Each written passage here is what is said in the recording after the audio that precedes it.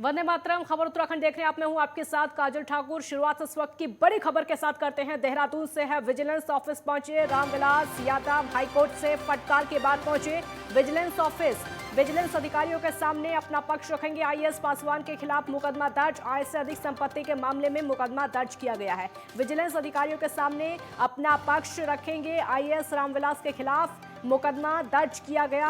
आय से अधिक संपत्ति के मामले में ये मुकदमा दर्ज किया गया है। आय से अधिक का संपत्ति का ये मामला है। विजिलेंस ऑफिस पहुंचे रामविलास यादव। हाईकोर्ट से पहले फटकार लगी और उस फटकार के बाद विजिलेंस ऑफिस पहुंचे।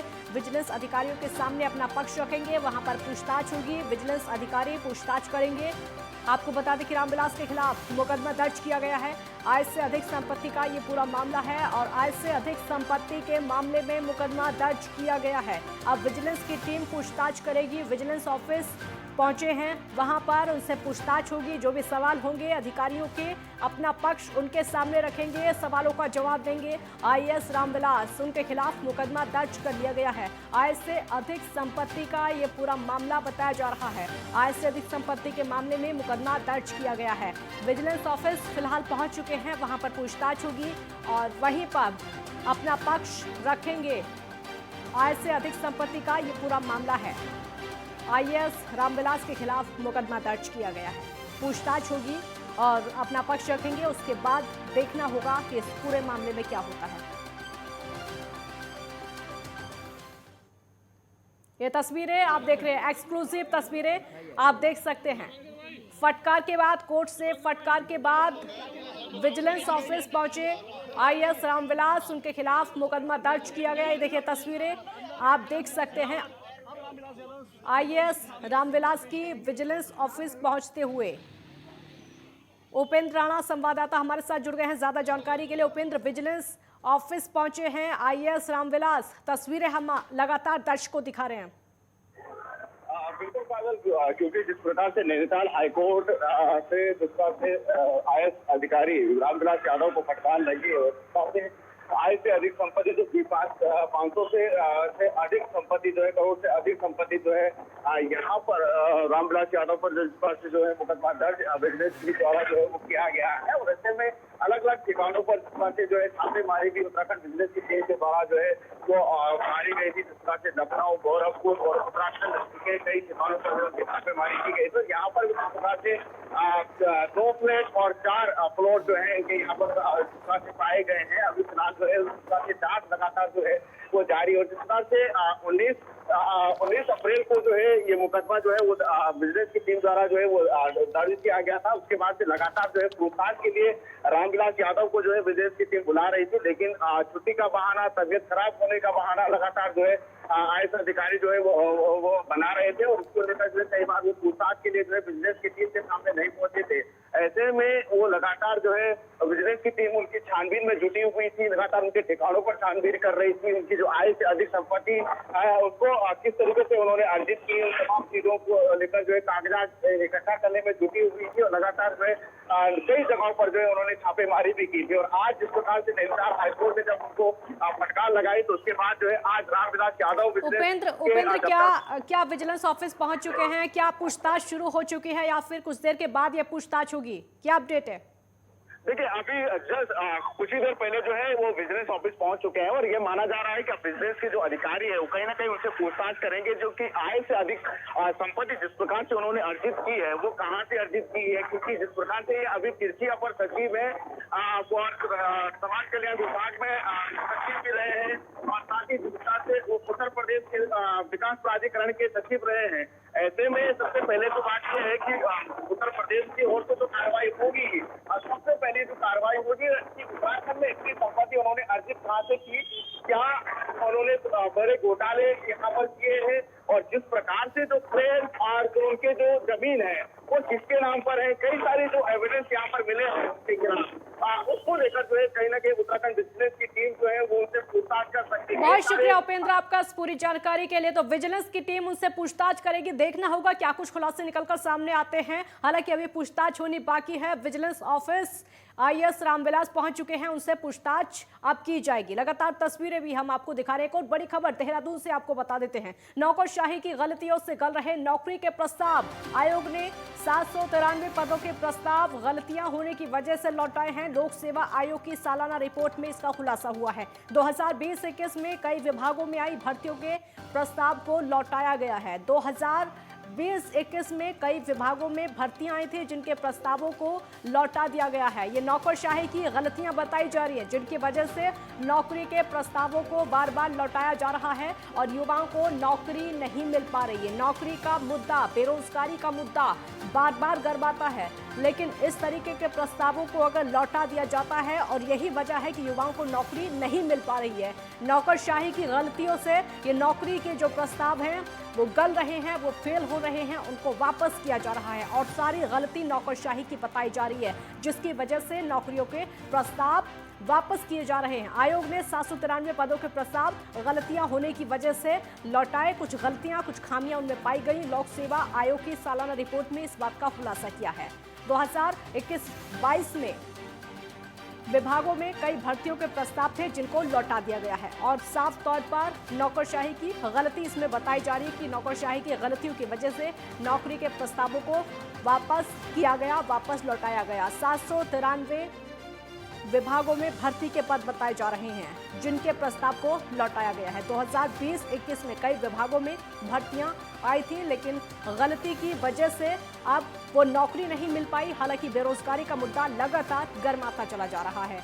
ज्ञानेंद्र तिवारी संवाददाता हमारे साथ जुड़ गए हैं ज्यादा जानकारी के लिए। ज्ञानेंद्र, नौकरशाही की गलतियों की वजह से नौकरी के प्रस्ताव गल रहे हैं, लौटाए जा रहे हैं। बिल्कुल देखा जाए जिस तरीके से कहीं ना कहीं रोजगार की कमी राज्य में बनी हुई है और जो लोक सेवा आयोग की वार्षिक जो रिपोर्ट होती है वो विधानसभा सत्र के दौरान आखिरी दिन जैसे कि पेश हुई थी और कहीं ना कहीं हमने देखा कि इस रिपोर्ट में अब जो खुलासा है वो सामने आ चुका है। जिस तरीके से 2020 और 21 में विभिन्न विभागों की तरफ से जो प्रस्ताव होते हैं वो आयोग को दिए गए थे और जिस तरीके से उनमें तकरीबन कई पदों पे देखा जाए तो तकरीबन 793 पदों पे जो प्रस्ताव आयोग को आए थे, लोक सेवा आयोग को, उसमें कहीं ना कहीं जो गलतियां हैं विभागों की तरफ से वो की गई थी।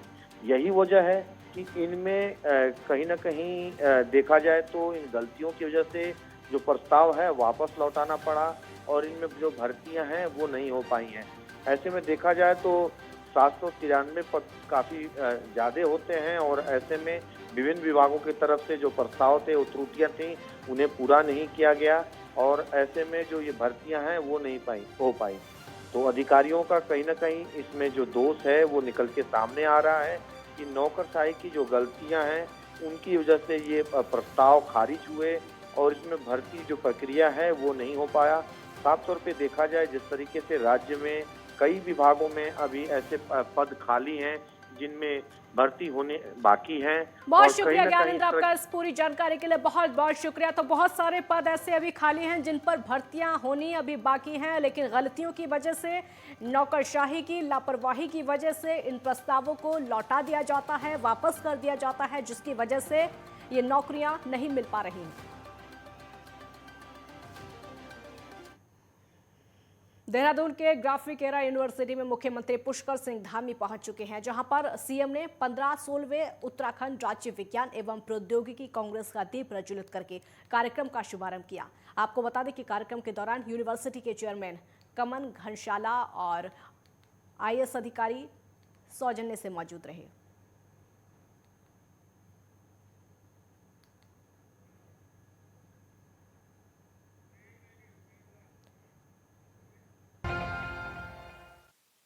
ब्रेक के बाद एक बार फिर स्वागत है आपका। उत्तराखंड में राशन कार्ड को स्मार्ट बनाने को लेकर लगातार तैयारियां जारी हैं। बताया जा रहा है कि स्मार्ट राशन कार्ड एटीएम की तरह काम करेगा और उपभोक्ता देश के किसी भी हिस्से से राशन ले सकेंगे। वहीं खाद्य आपूर्ति मंत्री रेखा आर्य ने कहा है कि स्मार्ट राशन कार्ड के जरिए उपभोक्ता को कई प्रकार के और भी लाभ मिलेंगे, जिसमें कि उनकी पहचान से लेकर कई अन्य सारे लाभ इसमें शामिल होंगे। उन्होंने कहा कि लगातार सरकार इस विषय पर काम कर रही है और जुलाई से उपभोक्ताओं को स्मार्ट राशन कार्ड मुहैया कराना शुरू कर दिया जाएगा। राशन कार्ड अपने आप में जिस प्रकार से हमारी पुराने राशन कार्ड की व्यवस्था थी, बाकायदा एक बुकलेट थी और वो एक छोटे से स्मार्ट कार्ड के रूप में परिवर्तित हो जाता है। उसमें एक यूनिक नंबर है, उसका फ़ायदा ये है कि वो फटता नहीं है, गलता नहीं है, कैरी करने में आसान है और साथ साथ में उस यूनिक नंबर में यदि एक कोई राशन कार्ड धारक है तो उसका वो यूनिक नंबर पूरे देश भर में उसी का होगा। ये उसको एडवांटेज है। वो जब कभी भी वो राशन लेने जाएगा वो अपने उस नंबर को डायल करेगा, उसके माध्यम से उसे राशन उपलब्ध हो जाएगा। उसमें सारी डिटेल वो देख सकेगा कि उसने कब वो राशन लिया है। तो उसको हर प्रकार से रखरखाव से लेकर उसकी अपनी आईडी के रूप में पहचान से लेकर ये सुविधा जो है डिजिटल राशन कार्ड के माध्यम से उसको मिलती है। ज्ञानेंद्र तिवारी संवाददाता हमारे साथ जुड़ गए हैं ज्यादा जानकारी के लिए। ज्ञानेंद्र, अब राशन कार्ड भी स्मार्ट हो जाएंगे, देश के किसी भी कोने में व्यक्ति होगा वो राशन ले सकेगा। देखिए, जुलाई के महीने से उत्तराखंड के सभी उपभोक्ताओं को स्मार्ट राशन कार्ड मुहैया कराया जाना है। इसकी जो रूपरेखा है वो पूरी खाका खाद्य आपूर्ति विभाग की तरफ से तैयार की जा चुकी है। जुलाई के महीने से इसे उपभोक्ताओं तक पहुंचाया जाएगा। खासतौर पे देखा जाए तो ये एटीएम की तरह काम करेगा। देश के किसी भी हिस्से में उत्तराखंड का जो नागरिक होगा वो इसका इस्तेमाल कर सकता है और इसके जरिए राशन ले सकता है। और ऐसे में इसमें कई तरह के जो फायदे हैं वो रहेंगे। खासतौर पे जैसा कि संबंधित खाद्य आपूर्ति मंत्री रेखा आर्या बता भी रही थे। और खासतौर पे देखा जाए तो स्मार्ट कनेक्टिविटी के तौर पे जिस तरीके से इसका इस्तेमाल किया जाएगा और ऐसे में देश के किसी भी हिस्से में उत्तराखंड का अगर नागरिक चाहे तो इस एटीएम का इस्तेमाल करके खाद्य से संबंधित जो भी लाभ है वो ले सकता है। और कहीं ना कहीं जिस तरीके से हमने देखा भी कि खाद्य आपूर्ति विभाग की तरफ से इसकी जो तैयारी थी उसे किस प्रकार से जल्दी से पूरा किया गया और बताया जा रहा है कि 1 जुलाई से इसका वितरण का जो काम है वो शुरू कर दिया जाएगा। जी, बहुत शुक्रिया आपका इस पूरी जानकारी के लिए, बहुत बहुत शुक्रिया। और इसी बीच बड़ी खबर आपको बता देते हैं, मुख्य सचिव बदलने की चर्चा उत्तराखंड में तेज हो गई है। इस वक्त की बड़ी खबर आपको बता देते हैं, मुख्य सचिव बदलने की चर्चा उत्तराखंड राज्य में अब तेज होती जा रही है। यहाँ पर मुख्य सचिव राधा रतूड़ी हो सकती हैं अगली मुख्य सचिव। उत्तराखंड को पहली महिला मुख्य सचिव मिल सकती हैं। केंद्र की प्रतिनियुक्ति पर वापस जा रहे हैं। आपको बता दें कि अपर मुख्य सचिव राधा रतूड़ी के पास से कई अहम विभाग, कई जिम्मेदारियां वो पहले भी संभाल चुकी हैं और अब उनको ये बड़ी जिम्मेदारी मिल सकती है। हालांकि रेस में कई नाम बताए जा रहे हैं, बहुत सारे नाम हैं जो कि इस समय चर्चा में है, मुख्य सचिव की चर्चा में है, लेकिन राधा रतूड़ी का नाम सबसे आगे है। मुख्य सचिव बनने की दौड़ में पहली महिला मुख्य सचिव उत्तराखंड को मिल सकती हैं। केंद्र की प्रतिनियुक्ति पर डॉक्टर एस.एस. संधू वापस जा रहे हैं। अपर मुख्य सचिव राधा रतूड़ी के पास कई अहम विभाग हैं, कई जिम्मेदारियां संभाल चुके हैं। यहाँ पर मुख्य सचिव मनीषा पवार और आनंद वर्धन भी रेस में शामिल हैं। तो बहुत सारे ऐसे नाम हैं जो कि मुख्य सचिव की रेस में इस समय उत्तराखंड में शामिल हैं, लेकिन राधा रतूड़ी का नाम सबसे आगे है जो कि अब अगली मुख्य सचिव उत्तराखंड की हो सकती हैं। बहुत सारे नाम इस रेस में हैं। अब किसका नाम फाइनल होता है ये आने वाला वक्त बताएगा या फिर जो मीटिंग होगी उसके बाद ही पता चल पाएगा। ज्ञानेंद्र तिवारी संवाददाता हमारे साथ जुड़ गए हैं ज्यादा जानकारी के लिए। ज्ञानेंद्र, मुख्य सचिव की रेस में बहुत सारे नाम हैं, लेकिन राधा रतूड़ी का नाम सबसे आगे। बिल्कुल, देखा जाए तो मौजूदा समय में उत्तराखंड के अंदर जो मुख्य सचिव हैं एस.एस. संधू, वो केंद्र के प्रतिनियुक्ति पे केंद्र वापस जा सकते हैं। ऐसी जो जानकारियां हैं मिल रही हैं और जो चर्चाएं हैं नए मुख्य सचिव को लेकर, देखा जाए तो 30 जून के बाद जो संभावनाएं बन रही हैं जुलाई के महीने से उत्तराखंड के अंदर अगर हम देखें तो नए मुख्य सचिव कहीं ना कहीं जो मिल सकती हैं। महिला सचिव हो सकती हैं राधा रतूड़ी, जो कि अपर मुख्य सचिव हैं मौजूदा समय उत्तराखंड शासन में। और ऐसे में उनके नाम की जो चर्चाएं हैं मौजूदा समय में सबसे अधिक हो रही हैं। लेकिन देखा जाए तो इसके अलावा भी कई ऐसे नाम हैं, वो चाहे मनीषा पवार का नाम हो या फिर आनंद वर्धन का नाम हो, उत्तराखंड शासन में अपर सचिव के पद पे तैनात हैं। और देखा जाए तो जिस तरीके से 30 जून के बाद ये जो नियुक्तियां हैं वो हो सकती हैं, खासतौर पे एक बड़ा बदलाव है उत्तराखंड शासन में देखने को मिल सकता है और एस.एस. संधू वापस जा सकते हैं केंद्र। और दूसरी तरफ मुख्य सचिव के रूप में उत्तराखंड को पहली महिला जो मुख्य सचिव हैं वो मिलती हुई नजर आ रही हैं, जैसी की संभावनाएं हैं और शासन स्तर से इसकी चर्चाएं भी तेज गति से देखने को मिल रही है। जी ज्ञानेंद्र, कुल मिलाकर ये तय हो गया है कि पहली महिला मुख्य सचिव होंगी, क्योंकि नाम सबसे आगे चल रहा, नाम तो और भी आगे है लेकिन ये नाम सबसे आगे है, तो थोड़ा बहुत कंफर्म तो अब तक हो ही चुका है, बस इंतजार बाकी है, ये कह सकते हैं। देखा जाए हाँ। राधा रतूड़ी उत्तराखंड के अंदर एक बहुत ही काबिल अधिकारी मानी जाती हैं। इनकी जो कार्यशैली है वो काफ़ी सराहनीय होती है और कई ऐसे काम रहे हैं उनके, चाहे उत्तराखंड में वो जब से जिलाधिकारी रही हों या फिर कई बड़े पदों पे रही हैं, कई ऐसे विभाग रहे हैं सचिव रहते हुए उनके, या फिर अपर सचिव रहते हुए कई बड़े काम हुए हैं, कई सारी योजनाएं उनके अंदर में बेहतर काम हुए हैं उत्तराखंड के अंदर। और ऐसे में जो संभावनाएं बन रही हैं कि इस बार पहली महिला सचिव के रूप में उत्तराखंड शासन में उनकी जो जिम्मेदारी है मुख्य सचिव के रूप में वो बन सकती है, और चर्चाएं भी तेज गति से उत्तराखंड के अंदर देखी जा रही हैं। ज्ञानेंद्र, बहुत शुक्रिया आपका इस पूरी जानकारी के लिए, बहुत बहुत शुक्रिया। तो मुख्य सचिव बदलने की चर्चाएं तेज हो गई हैं और बहुत सारे ऐसे नाम हैं जो कि मुख्य सचिव की दौड़ में है, लेकिन राधा रतूड़ी का नाम सबसे आगे है। और वहीं गढ़वाल मंडल के श्रीनगर मेडिकल कॉलेज में प्रदेश का पहला क्रिटिकल केयर यूनिट खुलने जा रहा है और इसके लिए प्रदेश सरकार ने जमीन देख ली है। 1 महीने के अंदर इस यूनिट के निर्माण का कार्य शुरू कर दिया जाएगा। आपको बता दें कि क्रिटिकल केयर यूनिट के लिए 4 मंजिला बिल्डिंग का निर्माण किया जाएगा, जिसमें 50 बेड की व्यवस्था की गई है और इस यूनिट में कार्डियो के साथ में न्यूरो की भी सुविधाएं मरीजों को दी जाएंगी। ये क्रिटिकल केयर यूनिट जो है पहाड़ी शैली में बनाया जाएगा। इसके बनने से जिले जो हैं, चाहे वो रुद्रप्रयाग हो, पौड़ी, चमोली और टिहरी के मरीजों को बहुत ज़्यादा लाभ मिलेगा, जो कि मरीज गंभीर अवस्था में श्रीनगर रेफर किए जाते हैं, उन्हें एक ही छत के नीचे अब इलाज मिल सकेगा। क्रिटिकल केयर यूनिट को लेकर सूबे के स्वास्थ्य मंत्री धन सिंह रावत मेडिकल कॉलेज श्रीनगर पहुंचे थे। इस संबंध में उन्होंने अधिकारियों से चर्चा की, बातचीत की, साथ ही भूमि का स्थलीय निरीक्षण भी किया।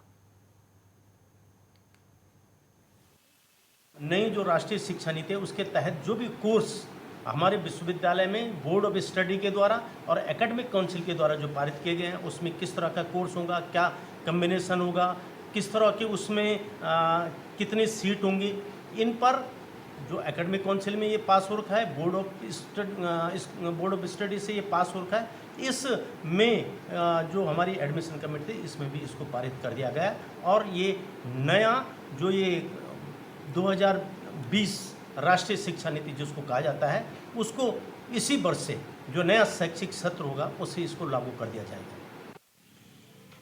हेमवती नंदन बहुगुणा गढ़वाल केंद्रीय विश्वविद्यालय में अब राष्ट्रीय शिक्षा नीति 2020 के अनुसार पढ़ाई होगी, जिसमें ऐसे में अब स्नातक में 1 साल की पढ़ाई के बाद सर्टिफिकेट, दूसरे साल के बाद डिप्लोमा और तीसरे साल में डिग्री दी जाएगी। वहीं आप 4 वर्षीय स्नातक की पढ़ाई के बाद PhD भी कर सकेंगे। गढ़वाल विवि की प्रदेश समिति ने राष्ट्रीय शिक्षा नीति के अनुसार तैयार किए पाठ्यक्रम को मंजूरी दे दी है।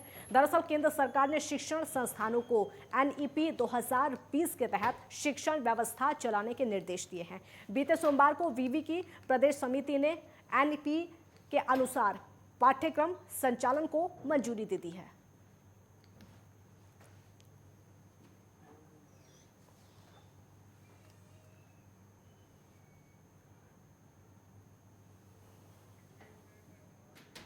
उत्तराखंड के सभी सरकारी स्कूलों को ऑनलाइन पढ़ाई का दायरा बढ़ाने के लिए इंटरनेट सुविधा से जोड़ा जाएगा। इंटरनेट नेटवर्क की उपलब्धता वाले क्षेत्रों में अब BSNL स्कूलों को इंटरनेट से जोड़ा जाएगा। केंद्रीय शिक्षा मंत्रालय से राज्य सरकार को कार्रवाई के निर्देश दिए गए हैं। सरकारी स्कूलों को इंटरनेट से जोड़ने की मुहिम राष्ट्रीय स्तर पर शुरू की गई है। राज्य के 20,000 से ज़्यादा बेसिक माध्यमिक स्कूलों में सभी माध्यमिक स्तर के जितने भी स्कूल हैं अब इंटरनेट की सुविधा से लैस हैं। ED माध्यमिक RK उनियाल ने सभी CEO को इंटरनेट कनेक्टिविटी के लिए कार्रवाई शुरू करने के निर्देश दिए हैं कि BSNL को बाबत ऑनलाइन आवेदन करना होगा। देहरादून में बिजली कनेक्शन की देरी पर ऊर्जा निगम से वसूले जाने वाले जुर्माने में उपभोक्ता को भी हिस्सा मिलेगा।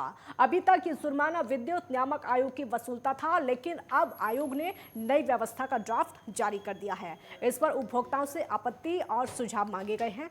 LT कनेक्शन 15 दिन और HT कनेक्शन 60 दिन के अंदर होगा। इसमें देरी करने पर 500 रुपये प्रतिदिन के हिसाब से जुर्माना देना होगा। HT कनेक्शन में लोड बढ़ाने के आवेदन पर भी 15 दिन की, HD कनेक्शन में 30 दिन में काम ना होने पर 50 रुपये प्रतिदिन के हिसाब से अधिकतम 50,000 तक देना होगा। साथ ही MCB ट्रिप होने पर, लाइट जाने पर, शहरों में 4 घंटे, गाँव में 8 घंटे, पहाड़ों पर जहाँ मोटर रोड नहीं है वहाँ पर 12 घंटे में बिजली सप्लाई चालू करनी होगी। सर्विस लाइन टूटने और लाइन बिजली पोल से टूटने पर शहरों में 6 घंटे, गांव में 12 घंटे, पहाड़ों पर बिना मोटर वाले रोड क्षेत्रों में 24 घंटे में लाइन ठीक करनी होगी। इसके साथ ही एलटी लाइन जो है वहां पर फॉल्ट आने पर शहर और गांव में 12 घंटे, पहाड़ों में बिना मोटर मार्ग वाले में 24 घंटे में ये सप्लाई पूरी करनी होगी।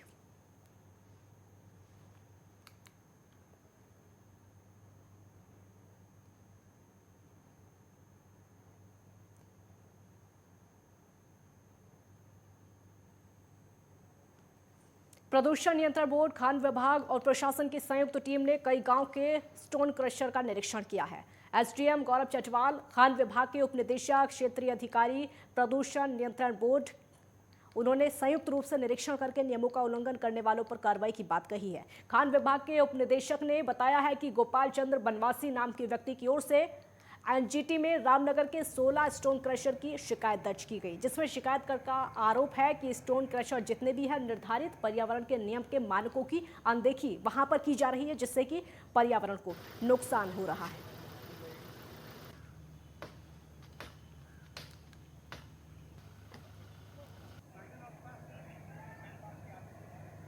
माननीय एनजीटी में गोपाल चंद वनवासी एक मूल आवेदन प्रस्तुत किया गया है, जिसमें बताया गया कि रामनगर के 16 स्टोन क्रशरों द्वारा इन्वायरमेंट के रूल्स, रेगुलेशन और एक्ट का वायोलेशन कर रहे हैं, जिसमें 27 मई को माननीय एनजीटी ने आदेश पारित किया गया, जिसमें डीएम नैनीताल और प्रदूषण कंट्रोल बोर्ड को जॉइंट रूप से जांच करने के लिए निर्देशित किया गया है।